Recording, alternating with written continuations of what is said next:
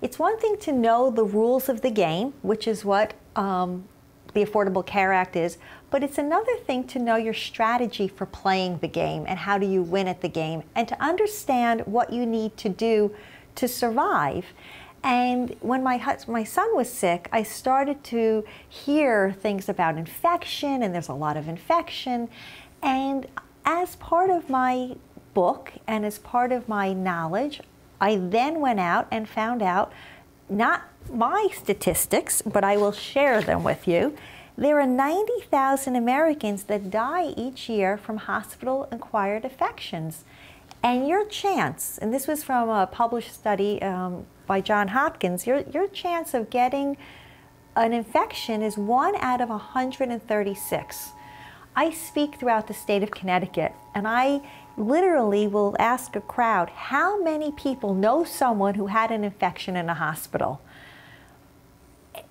It's incredible. It's about 50 to 60%. Every single time people raise their hand and they go, oh no, I know someone, I know someone.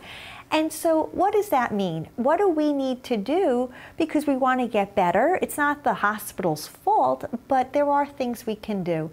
And it turns out that, let's say the nurse comes in and, you know, wants to take your heart rate or do whatever. You can ask them, did you wash their hands? Part of the study that I found out was 50% of the time they're not adhering to hand hygiene protocol. Not because these are bad people. This is not because people are mean or vindictive or anything.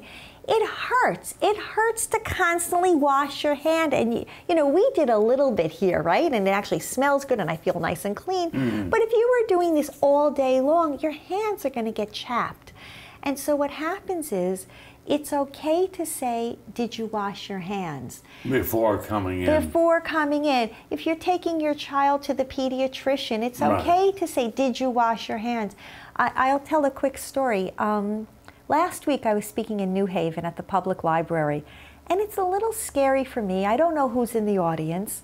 I don't know. You know, they come from all over, and I hope I'm being effective, but I could be offending people, and they will say something. And at the end, I had talked about hand washing and the importance of us being proactive and asking. And many of us feel bad because if we ask, maybe we'll offend someone. And at the end, this nurse stood up and she looked at the entire group and she said, I want you to know it's okay to ask. It's important that we all have good hand hygiene and that we want to not spread infection, but we are busy, and please have the confidence to ask.